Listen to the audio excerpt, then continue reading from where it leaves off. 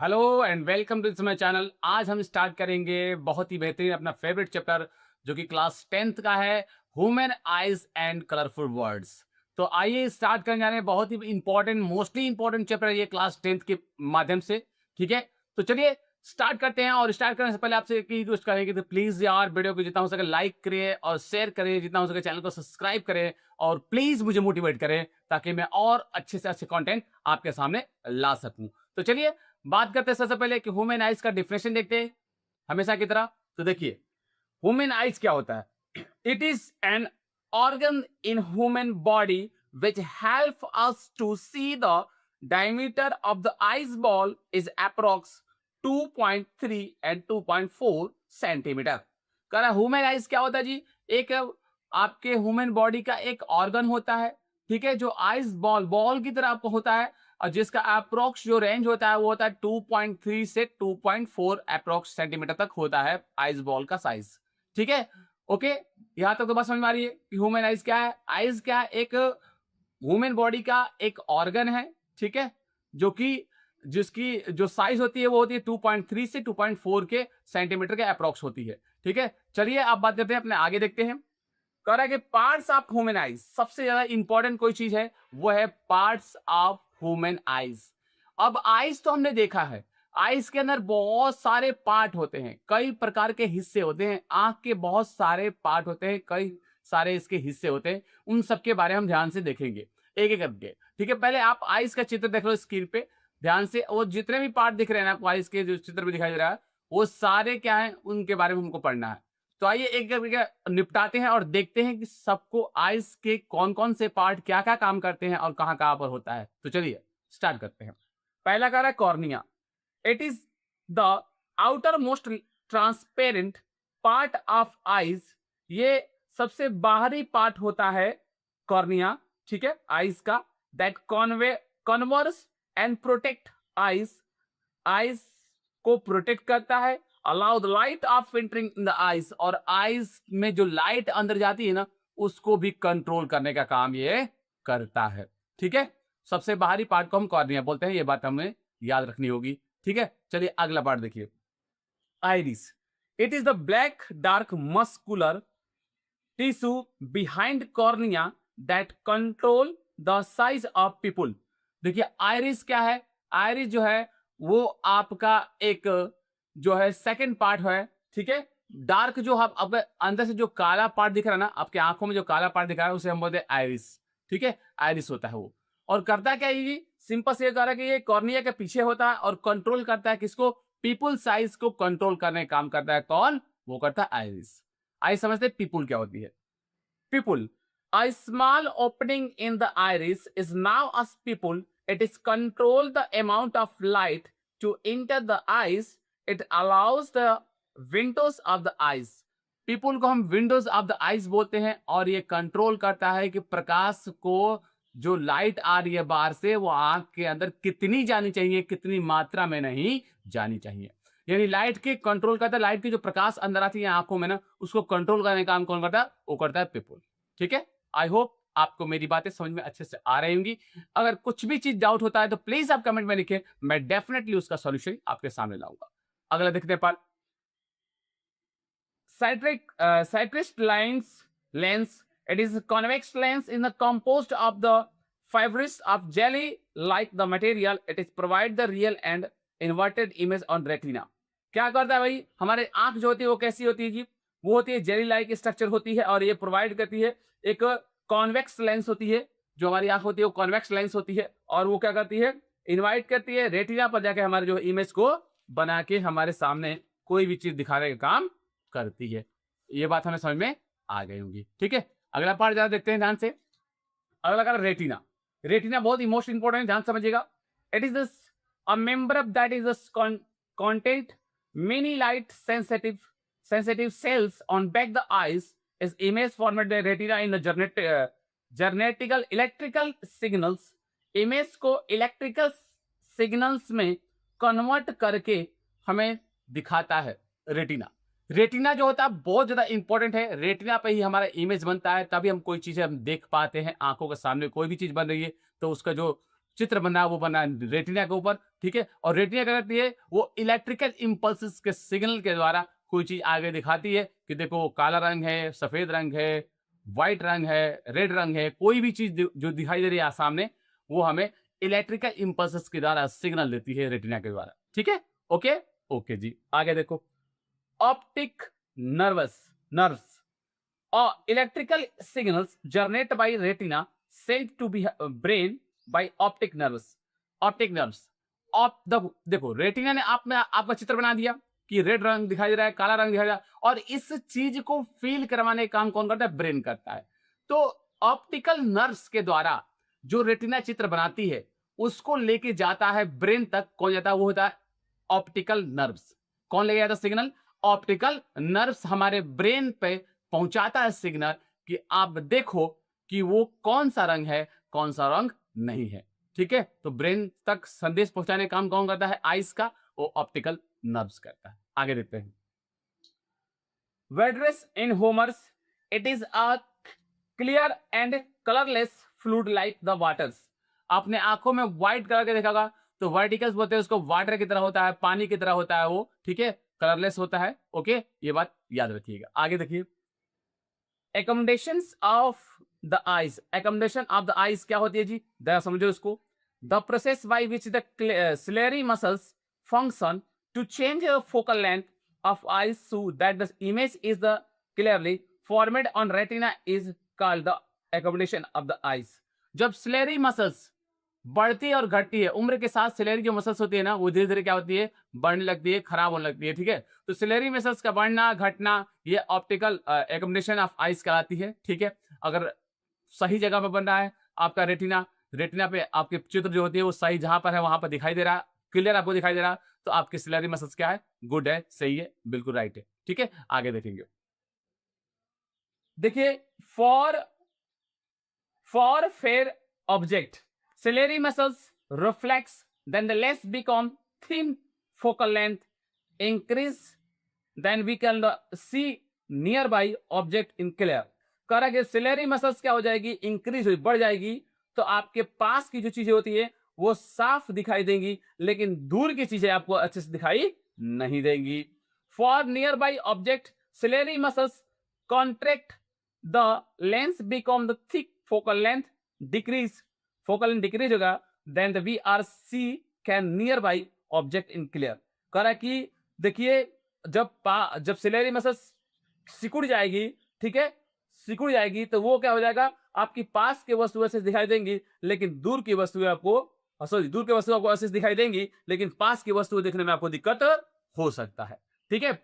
एक चीज और आपके सामने आती है और देखेंगे, रेंज ऑफ ह्यूमन विजन्स क्या होती है। तो याद रखिएगा, जो आइज होता है ना, आइज की जो नॉर्मल रेंज होती है वो होती है 25 सेंटीमीटर होती है, और अगर फॉर की बात करें, दूर की बात करते हैं, तो दूर की जो होती है वो अनलिमिटेड होती है, ठीक है। इसलिए दूर वाले को हम बोलते हैं इनफाइनेटिव, लेकिन नॉर्मल अगर बात करें मैक्सिमम, तो वो होती है 25 सेंटीमीटर अप्रॉक्स होती है। ओके, आगे देंगे, far point infinity and near point 25 centimetre. Okay, defect of eye vision, आइए देखते हैं कुछ रोग जो आंखों में होते हैं, जिसके हम चश्मे बनवाते हैं, ऑपरेशन करवाते हैं, बहुत सारे हम ट्रीटमेंट इस्तेमाल करते हैं आंखों में जो रोग होते हैं।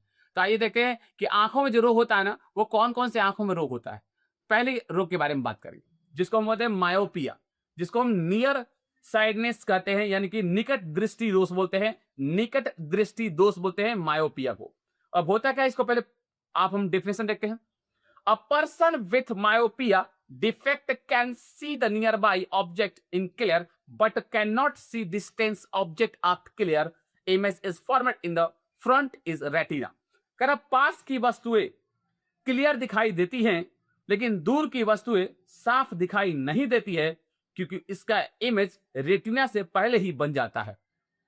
अब ध्यान समझिएगा, पास की वस्तु जब आपको अच्छे से दिखाई दे, लेकिन दूर की वस्तु आपको अच्छे से दिखाई ना दे, पास की वस्तु आपको अच्छे से दिखाई दे लेकिन दूर की वस्तु आपको अच्छे से दिखाई ना दे, क्योंकि रेटिना पर अगर इमेज बनना चाहता है तो बन जाता है पहले ही, रेटिना से पहले ही बन जाता है।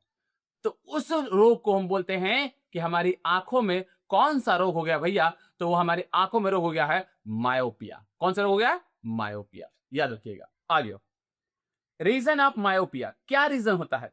Focal length of eyes lens is the decreases. हमारी आंखों के आइज लेंस का फोकल लेंथ जब कम हो जाता है, जब फोकल लेंथ कम हो जाता है, उससे हम बोलते हैं कि आपके आंखों में रीजन मायोपिया हो गया है, मायोपिया रोग जो है हो गया है। Elongations of eyeball, eyeball का साइज का बढ़ जाना। जब आइस बॉल का साइज बढ़ जाता है तो आपको मायोपिया रोग हो जाता है, जिसके लिए आपको चश्मे बनवाने पड़ते हैं। बताऊं कौन सा, देखिए करेक्ट करने के लिए आपको correction of myopia, use of concave lens. अगर आपको दूर की वस्तुएं अच्छे से दिखाई देती है, पास की नहीं दिखाई देती है, तो आपको कॉनकेव लेंस का इस्तेमाल करना पड़ता है। चलिए आगे देखिए, हाइपरमेट्रोपिया यानी far sightedness, correct, a person with the hypermetropia in defect can be see far the far object is clear but can not see by the near object.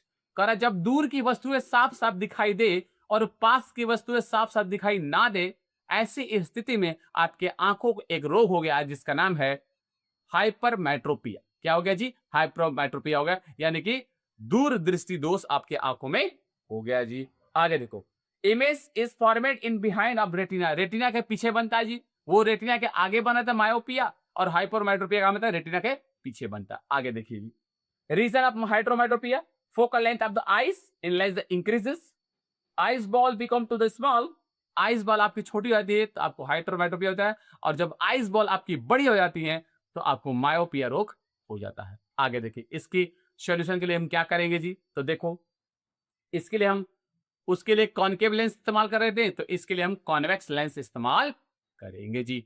आगे देखो, अब एक है प्रेस बायोपिया। अब प्रेस बायोपिया क्या होता है? ओल्ड एज में ये होता है लोगों को, बुढ़ापे में आपने देखा होगा मोतिया बींद का नाम सुना होगा, मोतिया बींद आंखों में सुना ना आपने, बूढ़े लोगों का हो जाता है मोतिया बींद, ये रोग होता है। ठीक है, आइए इसको देखते पहले डेफिनेशन समझते हैं। आगे कहा कि the person of accommodation of the eyes and usually decrease with the against and the near point after recadates up always so can be the fourth point and before the infinity। ये रोग में बुढ़ापे के वजह से हमें पास और दूर की वस्तुएं को अच्छे से देख नहीं पाते हैं, ना ही पास की वस्तु अच्छे से दिखाई देती है और ना ही दूर की वस्तु अच्छे से दिखाई दे पाती है। ऐसी स्थिति में आपको रोग हो गया जिसका नाम है प्रेस बायोपिया। क्या रोग है जी? प्रेस बायोपिया, यानी कि मोतिया बिंद नाम का आपका रोग हो गया है। इसका इलाज क्या है जी? आगे देखो, इसमें जो नॉर्मल आइज होती है ना, उसकी रेंज होती है 25 सेंटीमीटर, हम जानते हैं। वो इस रोग में, इस रोग की वजह से अधिक या कम हो जाता है। ठीक है, रीजन क्या होता है जी? Weakening of the clearing of the ciliary muscles का कमजोर हो जाना।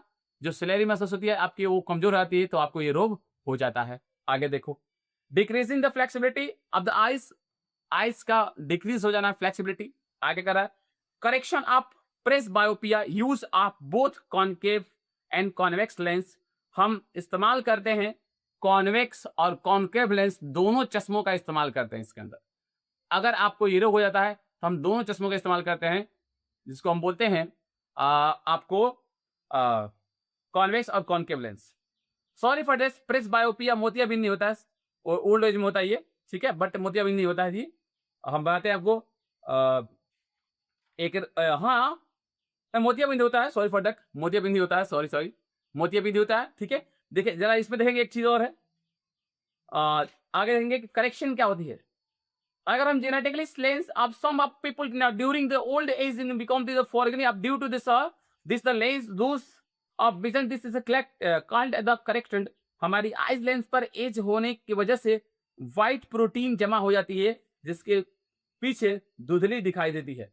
बहुत ज्यादा अगर हो गया ओल्ड एज और आपको जो आंखें होते हैं वो व्हाइट कलर की हो जाती है, तो इस स्थिति में आपको करेक्शन के लिए आपको ऑपरेशन कराना पड़ता है। जैसे आपने देखा होगा कि जो बूढ़े माँ बाप होते हैं या लोग होते हैं, उनको ब्लैक रंग का चश्मा लग जाता है, यानी उनका ऑपरेशन हुआ होता है मोतियाबिंद का। ठीक है, आगे देखो, ठीक है, सर्जरी इसका एक बढ़िया उपाय है, रीजन है some protein build of the eyes of lens. ठीक है, अब हम आगे देखेंगे और बात करेंगे reflection of light through a prism. Reflection of light through a prism क्या होती है, उसके बारे में बात करने जाते हैं। ठीक है, सबसे पहले देखेंगे डिफिनेशन।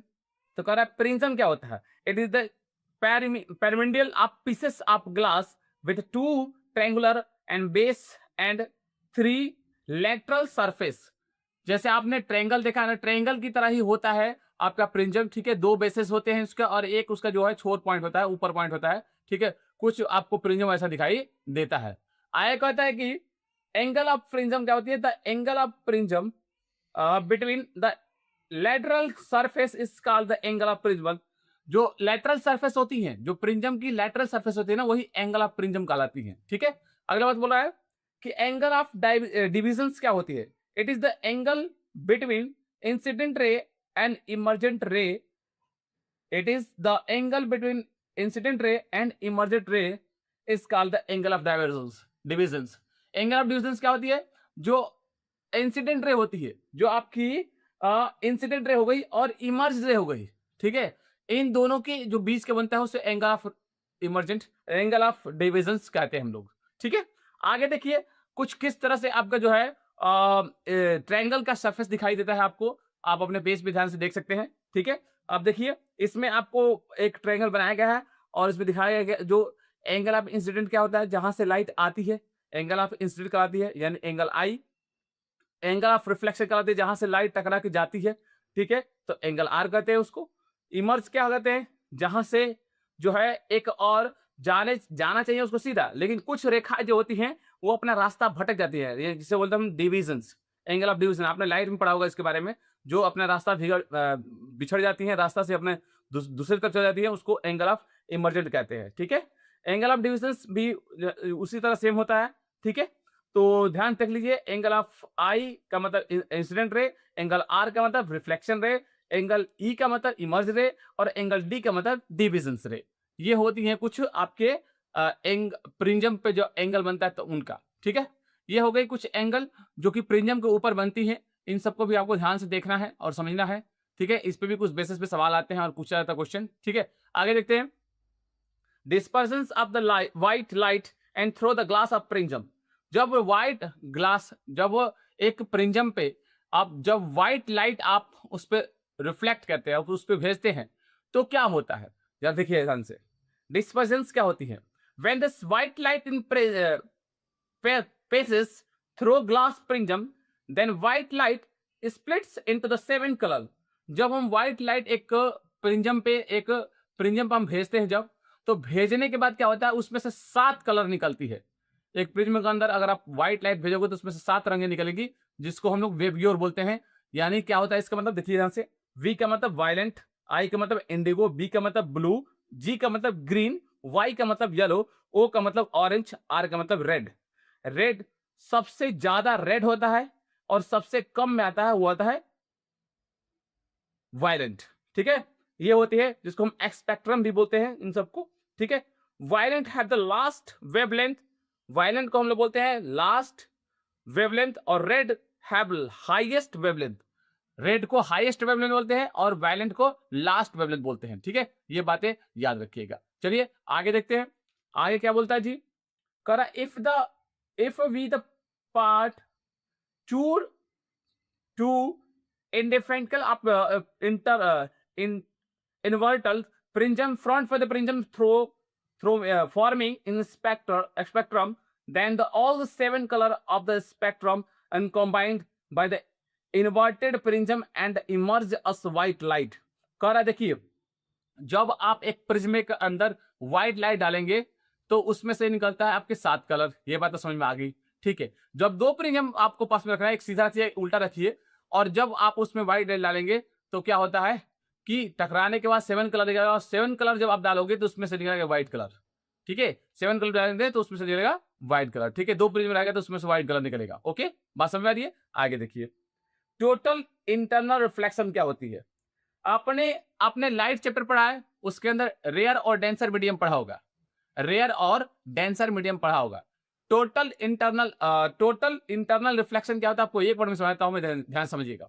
देखिए, आपने लाइट जब चैप्टर पढ़ा होगा तो देखा होगा रेयर और डेंसर मीडियम। तो मान लीजिए एक रेयर मीडियम हो गया और एक डेंसर मीडियम हो गया, तो जब भी लाइट एक ही मीडियम में टोटली अपना रिफ्लेक्शन, रिफ्लेक्टेड सब कुछ कर लेती है ना, इंसिडेंट और रिफ्लेक्शन रे और नॉर्मल, तीनों का तीनों एंगल एक ही मीडियम बना लेती है ना, उसको बोलते हैं टोटल इंटरनल रिफ्लेक्शन। जैसे मान लीजिए कि कोई लाइट है, ऐसे हम लोग डाल रहे हैं अंदर, ठीक है, उसके अंदर डाल रहे हैं प्रिज्म के अंदर। और जब हमने देखा कि एक लाइट जो है उसके अंदर आ गई, मतलब डेंसर के अंदर हमने डाला, तो डेंसर के अंदर आपका इंसिडेंट रे भी बन रहा है, डेंसर के अंदर ही आपका रिफ्लेक्टेड रे भी बन रहा है, और डेंसर के अंदर ही आपका नॉर्मल रे बना है, तो उसे हम बोलेंगे टोटल इंटरनल रिफ्लेक्शन। बात समझ आ रही है? ठीक है, ओके। आइए इसके डिफरेंस समझ लीजिए। When a light enter denser medium to the rare medium and the angle of the incident below the cortical angle, then the light reflected to this denser medium is called the total internal reflection। मैंने कहा अभी ना कि जब rare से denser के अंदर आती है, और डेंसर में टोटल ऑल टू ऑल सारे काम जब डेंसर में होते हैं, डेंसर में इंसिडेंट रे का आना, रिफ्लेक्टर रे के जाना, सब कुछ मीडियम का बनना, सब कुछ उसी में डेंसर में ही होता है, तो हम सब क्या बोलेंगे? टोटल इंटरनल रिफ्लेक्शन बोलेंगे। ये बातें याद रखिए। आगे देखिए, रेनबो क्या होता है? It is a natural spectrum of the appearing in sky of after rain. देखते हो आप, जब बारिश होती है तो बारिश होने के बाद एक नेचुरल रिफ्लेक्शन होता है बादलों में, जिसको हम रेनबो बोलते हैं, रेनबो बोलते हैं, ठीक है, रेनबो बोलते हैं। यानी कि आपको देखेंगे हम लोगों ने जब भी बारिश होती है, बारिश होने के बाद आपको रेनबो आसमान में दिखाई देता है 7 कलर का, ठीक है। आगे, rainbow is observe in the opposite direction of the sun. कभी भी रेनबो जो होता है सन के अपोजिट डायरेक्शन में ही उगता है, ठीक है, ये बात ध्यान रखिएगा। The three phenomena and individual of rainbow formation, 3 phenomena होता है रेनबो बनने के बाद। एक होता है रिफ्लेक्शन, डिस्पर्जन, इंटरनल रिफ्लेक्शन। 3 चीजें जो है रेनबो बनने के बाद होती है। पहला होता है आपका रिफ्लेक्शन, डिस्पर्जन, और एक होता है इंटरनल रिफ्लेक्शन। ये तीनों चीज होती है जब भी रेनबो बनता है आसमान में, जब भी जो रेनबो है बनता है आसमान में, ये 3 चीजें उसके अंदर होती है, दिखाई देती है। आइए बात करते हैं एटमॉस्फेरिक रिफ्लेक्शन क्या होता है। The reflection by the different layer of the atmosphere is called atmospheric reflection. जब हम सूर्य या तारे को देखते हैं, जब हम सूर्य और तारे को देखते हैं, तो प्रकाश पृथ्वी के वायुमंडल के माध्यम से, हम कह रहा कि देखिए, जब हम सूर्य और तारे को देखते हैं तो प्रकाश की पृथ्वी वायुमंडल के माध्यम से जो भी यात्रा करता है, वह परतें अलग अलग, जैसे देखो, अब एटमॉस्फेरिक रिफ्लेक्शन क्या होती है? जो आप लाइट देखते हो आसमान के अंदर, ठीक है, सारी चीजें आपको उसको एक ही आसमान के अंदर दिखाई देती है, वो एटमॉस्फेरिक रिफ्लेक्शन हो गई, ठीक है। जैसे क्या कहेंगे आप लोग? The reflection index hot air is less than the cold air, so due to this change in the reflection index light appearing to the come after the different of directions. कर यात्रा करता है, वहां की परतें अलग अलग होती है। जब भी प्रकाश, सूर्य, हवा, किसी में भी पूरे एटमॉस्फेयर में जब यात्रा करता है, तो हर जगह अलग अलग होता है। कहीं गर्म हवा होता है, कहीं ठंडा हवा होता है, ठीक है। जब प्रकाश इन परतों से होकर गुजरती है तो वह मुड़ जाता है, और वायुमंडलीय जो होता है उसी को हम रिफ्लेक्शन कहते हैं। जैसे मान लीजिए कि जब भी लाइट जो है, लाइट एटमॉस्फेयर में जा रही है, हवा एटमॉस्फेयर में जा रही है, ठीक है, तो अलग अलग जगहों पे कहीं ठंडा है तो कहीं गर्म है, कहीं कहीं थोड़ा सा बारिश जैसा मौसम है, कहीं थोड़ा सा मतलब हर प्रकार की एक ऑब्जर्वेशन हो रही है ना वायुमंडल में, कोई ना कोई इसके अंदर प्रेशर आपको दिखाई दे रहा है, ठीक है, उसे बोलेंगे एटमॉस्फेरिक प्रेशर, ठीक है, जो नेचर के द्वारा होता है, ठीक है। ओके, आगे देखो, बिकॉज ऑफ एटमॉस्फेरिक रिफ्लेक्शंस क्या क्या होते हैं इसके कारण, परिवर्तन कारण क्या होते थे? Object in the twinkling behind the hot air in wave, गर्म हवाओं को लहरों के पीछे वस्तु को झिलमिलाना। जब आप देखते हो कि जब हवाएं खूब लू बहता है, बहुत तेज हवा बहता है, तो झिलमिलाती हुई लगता है कि पीछे कोई एकदम ऐसे कांप रहा है, कोई चीजें कांप रही है, वैसा दिखाई देता है हमको, ठीक है। या आपने रेत पे देखा होगा कि कोई चीज झिलमिले दिखाई देती है, लगता है कि इसको कोई कांप रहा है, उसके तरंगे घूम रही है, ठीक है, ये रिफ्लेक्शन के कारण ही होता है। दूसरा चीज है ट्विंकलिंग ऑफ स्टार, स्टार का चमकना, बादलों में स्टार का जो चमकना है वो भी रिफ्लेक्शन के कारण ही होता है। आगे देखिए, advance sunrise and delaying sunsets, sunset का होना और सन का राइज होना, उगना, सूरज का उगना, सूरज को डूबना, ये भी कहलाता है एक रिफ्लेक्शन कारण ही होता है, जो दिखाई देता है हमें, ठीक है। आगे देखिए, आया कह रहा कि एटमॉस्फेरिक रिफ्लेक्शंस में कुछ और चीजें देखते हैं। पहला तरह की advance sunrise and the delayering of the sunset in sun, the appearance in the approx to the minutes earlier than the active sunrise sun visible approx to the minutes of the after the actual of sunset. सूर्य उदय सामान्य समय से पहले और सूर्य अस्त सामान्य समय के बाद, जो समय दिया गया है उस समय पे नहीं, उससे पहले या उसके बाद जब भी ऐसा होता है वायुमंडल में, वायुमंडलीय अपरिवर्तन नामक एक घटना है। ये भी एक एटमॉस्फेरिक के कारण ही होता है, ठीक है। इस घटना के कारण सूर्य को लगभग 2 मिनट पहले उगता हुआ और 2 मिनट बाद अस्त होता हुआ दिखाई देता है। ये भी चीजें जो है एटमॉस्फेयर के कारण ही दिखाई देती है, ऐसी चीज हमें, ठीक है। आगे देखिए, स्कैटरिंग ऑफ द लाइट, किसी भी लाइट को सभी डायरेक्शन में फैलना, उसको स्कैटरिंग ऑफ लाइट कहते हैं। स्कैटरिंग ऑफ लाइट किसे कहते हैं? जैसे मान लीजिए लाइट आपने जलाया और पूरे लाइट जो है आपके हर जगह पे आपको फैल गया, उसको स्कैटरिंग ऑफ लाइट कहते हैं, ठीक है। आगे देखो, टेंडल इफेक्ट क्या होता है? एक कोलाइड में प्रकाश के बिखरने की घटना है, जिसमें प्रकाश की किरणें कोलाइड के कणों से टकराकर बिखरती हुई जाती है। धुंध से भरे कमरे में प्रकाश किरणें कोहरे के टार्च की रोशनी का पथ आपने देखा होगा। मान लीजिए एक कमरा है, मैं टेंडल इफेक्ट बताता हूं आपको आसान तरीके से। एक कमरा है, उसके अंदर बहुत सारे धूल धक्कड़ है, ठीक है, धूल खूब आ रहा है। उसमें से कहीं भी जो है आपका एक छिद्र नहीं है, बस मात्र एक छेद है। उसमें से आप लाइट जलाओ तो देखते हो जो लाइट जाती है ऐसे, वो उसमें से कुछ ना कुछ ऐसे तरंगे दिखाई देती है। ऐसे लगता है कि उस लाइट के अंदर कुछ घूम रही है, कुछ चल रही है। जो कण होते हैं ना, जो रेत के कण होते हैं, बालू कण होते हैं, मिट्टी कण होते हैं, उसमें दिखाई देते हैं ऐसे ऐसे, ठीक है। तो वो जो रेखा होती है ना, वही टेंडल इफेक्ट कहलाती है, ठीक है। ओके, आगे देखो जी, आगे कह कि scattering depend on the size of particles, particle के साइज के ऊपर डिपेंड करता है scattering. Find the particles scattering the mainly of blue, कह छोटे कणों द्वारा नीले प्रकाश का परिकरण अधिक होता है, जबकि बड़े कणें लाल प्रकाश को परावर्तित करती है। देखो, नीले प्रकाश की जो कणें होती हैं, वो छोटे कण होते हैं, वो नीले प्रकाश की तरफ आकर्षण होते हैं, और जो बड़े कण होते हैं वो लाल प्रकाश की तरफ आकर्षित होते हैं। Medium size particle scattering the mainly of red and large size particle scattering across of the light, that is why is the appearance of the light। आई बात समझ में आ गई? आइए देखते हैं अब एक बहुत ही इंटरेस्टिंग चैप्टर टॉपिक जिसका नाम है स्काई अपीयरेंस ब्लू। सूर्य जो है, हमारे जो आसमान है वो नीला दिखाई क्यों देता है? ये क्वेश्चन बार बार पूछता भी आपसे, जरा इसको ध्यान समझेंगे एकदम डिटेल में, समझिए। सूर्य का प्रकाश पृथ्वी के वायुमंडल में बिखरा हुआ है और सभी तरंगे में से नीला सबसे अधिक बिखरा हुआ है। सबसे अधिक सूर्य के प्रकाश में से 7 रंग होती है, वो पता है, तो सबसे अधिक कोई रंग बिखरा हुआ है तो वो है नीला रंग, ठीक है। ओके, पहली बात क्लियर हो गई। ओके, आगे देखो, आसमान नीला होता है क्योंकि पृथ्वी के वायुमंडल में अणुओं और कणों द्वारा कम तरंगे धैर्य नीले प्रकाश की परिकरण होता है, जो आसमान को नीला कर देता है। बहुत अधिक मात्रा में नीला प्रकाश होने के कारण आसमान हमें नीला दिखाई देता है। ये बातें हमें समझ में आ गई होंगी। आइए आगे देखिए, अपने लास्ट टॉपिक के बारे में बात करते हैं, देखते हैं। Sun appearance red during the sunrise and sunset.